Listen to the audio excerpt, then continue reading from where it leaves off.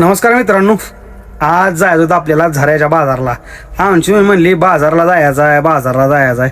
चल म्हणलं वया जाया बाजारला. मग बाजारला गेल्यावर आपला कॅमेरा निघाला वर. मग मी बाजारात नक्की काय काय घ्यायचं आहे चला म्हणला पुढं. मग काय मग मी गेली पुढं भेटलं बंडोभाव. बंडोभाव म्हणलं राम राम. म्हटलं होय. आमची मग बाजारात काय हुडकत होती ना काही कळत नव्हतं. पहिल्यांदा तिनं काय घ्यावं सांगा बरं. तिनं घेतली बघा तंबाखू.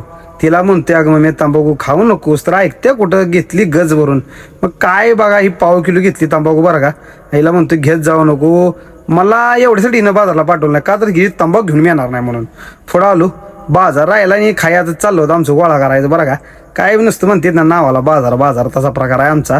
मग काय मम्मी आमची पै पाहुणे गोळा करत होती आणि घेत होती इकडे. हे भाजीवाल्याला म्हणले अरे ही कितीला आहे आणि ती कितीला आहे. मग काय तेवढ्यात भेटलं आमचं बाबूदाजी हे आमची आत्या बरं का. पुढे सचिन आमचा प्रेम बघा. पुढं आलं मम्मीने घेतले बरं का आलं वगैरे. इकडे आमची गावाली ती बघा. ही यांना घ्यायचं तोरणाबद्दल यांची भांडणं.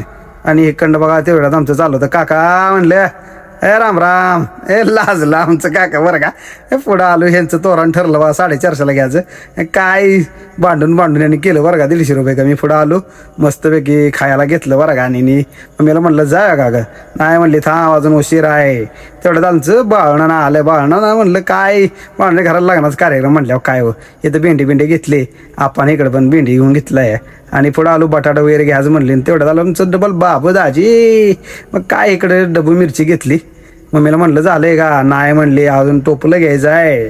घे म्हणलं बाया. काय भांडत होती 50 कमी करा हे करा आणि ती करा. परत आलो मी घरी.